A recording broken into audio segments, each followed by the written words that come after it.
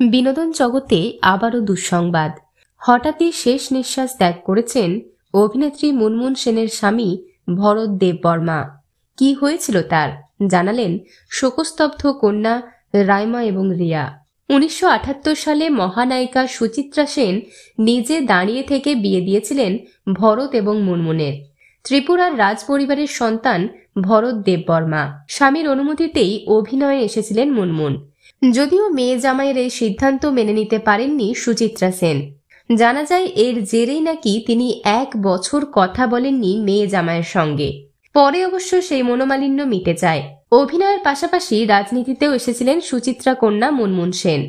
তখনও স্বামীর সমর্থন পেয়েছিলেন তিনি। আর এভাবেই একসঙ্গে 46 বছর কাটিয়ে দিয়েছেন তারা। কিন্তু হঠাৎই সুচিত্রা সেনের জামাই ভরত দেববর্মাকে হারিয়ে শোকস্তব্ধ সেন পরিবার। মৃত্যুকালে তার বয়স হয়েছিল 83 বছর। পরিবার সূত্রে জানা গিয়েছে হৃদরোগে আক্রান্ত হয়ে মঙ্গলবার সকালে শেষ নিঃশ্বাস ত্যাগ করেছেন তিনি।